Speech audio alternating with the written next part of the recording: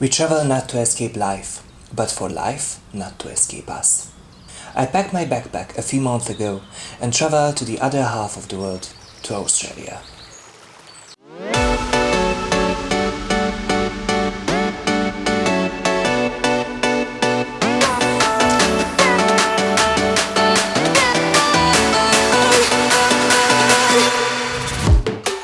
Hi guys, I'm Daniel.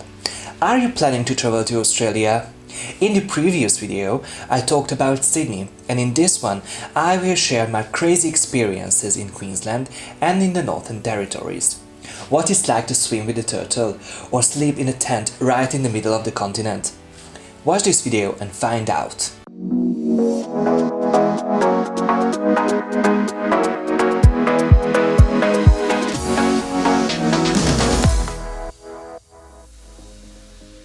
So I travelled from Budapest to Australia and I tried to explore the continent in about 3 weeks. After a few days in Sydney, I flew over to Cairns to the Great Barrier Reef. When I told my friends that I went to Australia, they usually asked me, "Weren't you afraid?" Indeed, most of the dangerous animals live here. Everyone is terrified of shark attacks, deadly snakes and spiders. But, statistically speaking, you are pretty unlikely to be killed by an apex predator here. But which animals have killed the most people? No, you guessed it wrong. The deadly horses. Between 2008 and 2017, horses caused 77 deaths in Australia. Sharks killed 26 people. As I told you in my previous video, although every corner of Australia is interesting, the east side of the country attracts the most tourists. You can rent a car and go for a real adventure, but many backpackers travel by hop-on-hop of buses. If you are interested in this solution, then I recommend you Straight Travel. They offer bus trips of various lengths where the price of your ticket includes accommodation, meals and amazing programs as well. And how much time you spend at each location is up to you. Unfortunately, due to time and financial constraints, I missed out a lot of exciting adventures. Here are 3 cool stops on the way to Cairns you have to visit. Moving north from south, the first stop in Queensland is the Gold Coast next to Brisbane. The Gold Coast is one of the country's largest tourist destinations due to its beaches, theme parks and vibrant nightlife. When I planned my trip, I added Fraser Island on my bucket list. One of the greatest experiences here is cruising along the beach highway in a 4-wheel drive. People travel to Whitsunday Islands from all over the world to see the 74 continental islands and the white sands of Whitehaven Beach. My destination was Cairns, a central holiday destination next to the Great Barrier Reef. Previously, it was a forgotten little town full of sugarcane plantations, but thanks to divers and snorkelers, a new era began here a few years ago. A large number of tourists arrive here every year, so you can choose from a whole range of organized tours. However, the best way to see the Great Barrier Reef is in a diving suit.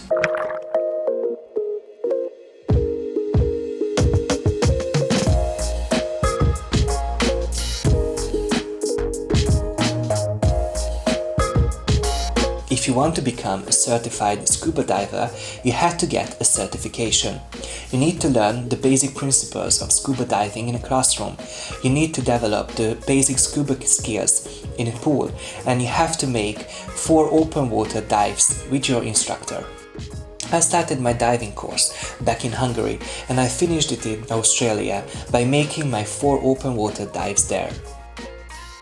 During the 3 days we spent on the ocean, we dived a total of 9 times. I saw clownfishes, a 145 years old giant turtle swam before my eyes, and we even dived at night. It was the best experience of my life. I'm telling you, you have to try it. I was scared at first, but then the FOMO kicked in.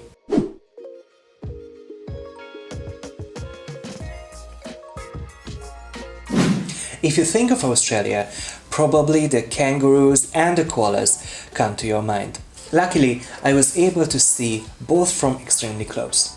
Unfortunately, it is not possible to hold koala in New South Wales, Victoria, Tasmania or the Northern Territory.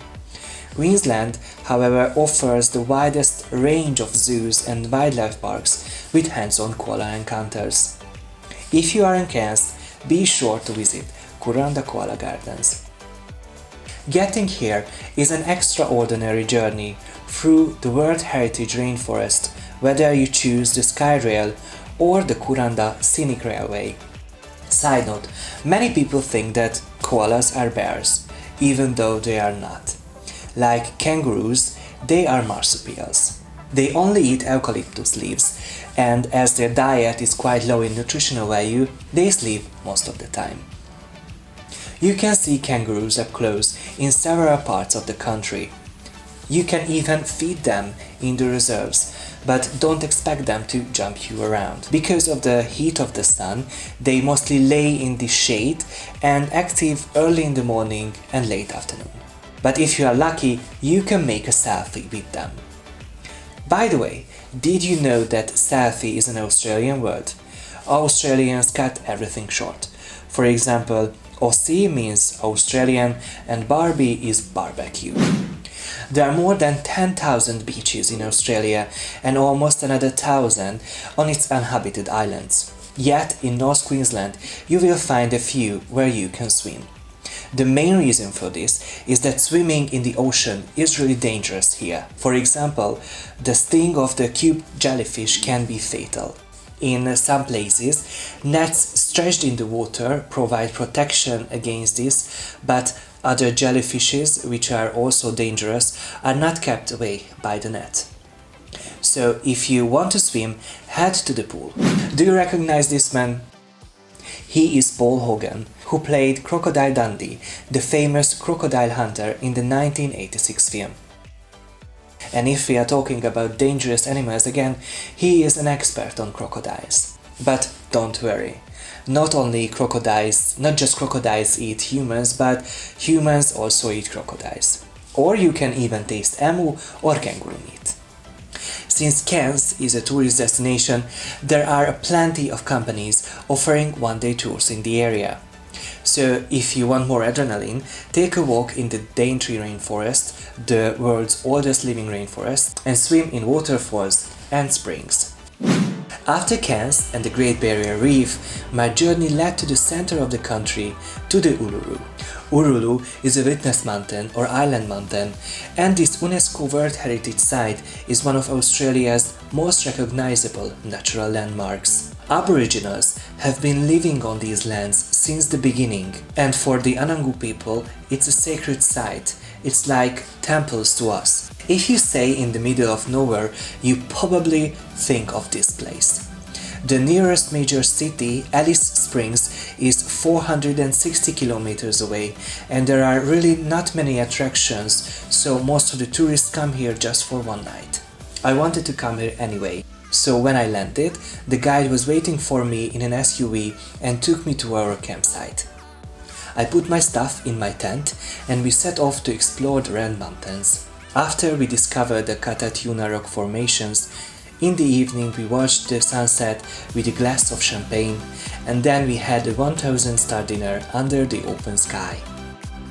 On the next day, after breakfast, I walked around Uluru, took some pictures and headed back to the airport.